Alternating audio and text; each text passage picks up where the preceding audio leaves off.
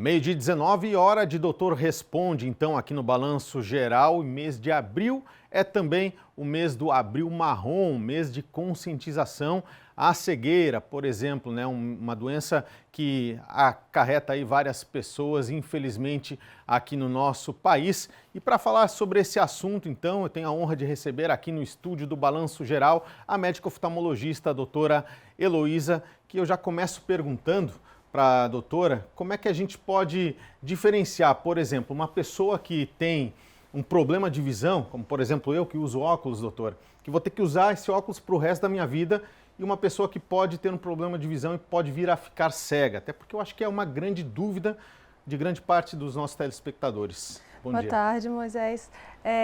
Na verdade, a diferenciação a gente só vai conseguir fazer através do exame oftalmológico, né, da consulta oftalmológica. Então, por isso a importância dos pacientes fazerem acompanhamentos e consultas de rotina para que a gente possa fazer o diagnóstico e a diferenciação desses problemas, porque muitas vezes essas causas de cegueira inicialmente elas não têm sintomas ou têm muito poucos sintomas.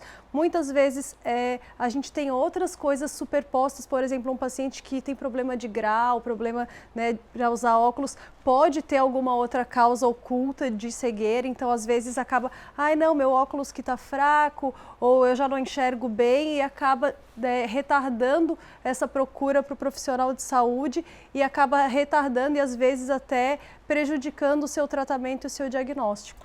Doutora, a senhora falou de sintomas. Como é que eu posso perceber os primeiros sintomas? Porque já falou que é difícil, mas tem algum sinal que a gente pode perceber?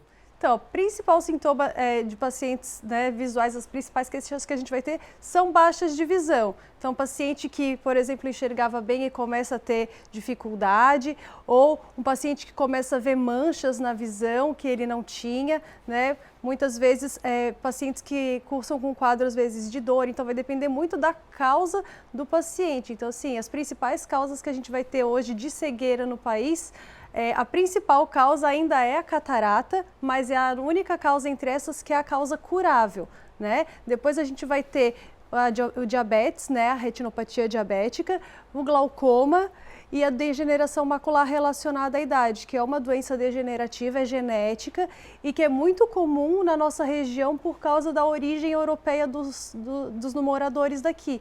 Então é uma doença muito prevalente na nossa região e às vezes a gente só vai ter sintoma quando essas doenças estão muito avançadas, mas geralmente o que o principal leva o paciente à consulta é a piora da visão. Doutora, vamos chamar a participação aqui do telespectador, que tem pergunta aqui na tela do Balanço Geral. Olha, a Glauce, meu filho sente muita dor de cabeça e seus olhos ficam vermelhos, principalmente quando ele chega da escola. Com que eu devo me preocupar nesse caso? Então, todo paciente pediátrico que tem essa queixa de dor de cabeça, geralmente os pediatras encaminham para o oftalmologista para a gente descartar qualquer problema de grau de visão. Às vezes as escolas fazem triagem, às vezes nos próprios postos de saúde, nas unidades eles fazem, mas no geral é uma queixa frequente muito hoje em dia por causa do uso de telas, do uso de smartphone, de tablets, que era uma coisa que há 10, 20 anos não existia e hoje isso aí acaba acarretando também muito essas queixas de dor de cabeça, desconforto, olho seco. Então, o ideal seria ela fazer uma avaliação primeiro para a gente descartar se não tem nenhum problema de grau que possa estar causando essa dor de cabeça aí que o paciente se queixa. Doutora, mais uma pergunta de casa aqui, o pessoal que está acompanhando o Balanço Geral pela NDTV Record. A Salete de Indaial, olha só, quem fez cirurgia de catarata e colocou lente de contato com graus, algum dia pode ter que usar óculos novamente? A cirurgia de catarata, quando é feita, na verdade não é uma lente de contato, é colocada uma lente intraocular no lugar da catarata e essa lente a gente faz um cálculo para que o paciente fique com o menor grau possível para o uso de óculos. Esse grau final vai depender muito do tipo de lente que vai ser implantada. Então, existem lentes desde que vão precisar do uso total de óculos para longe e para perto, como hoje já existem lentes intraoculares que possibilitam o paciente ficar livre dos óculos.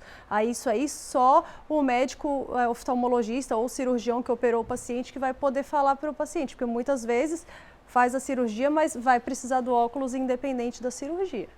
Tá certo, doutora, muito obrigado pela participação aqui no Balanço Geral ao vivo, esclarecendo algumas dúvidas super importantes nesse mês de consciência, que é o Abril Marrom, conscientização aí à cegueira, que com certeza preocupa muita população, né, que está ligada aqui com a gente no Balanço Geral, mandou aí algumas sugestões e as portas estão sempre abertas aqui no nosso estúdio, na NDTV Record. Bom trabalho para a senhora, obrigado. Obrigada, Moisés. Boa tarde.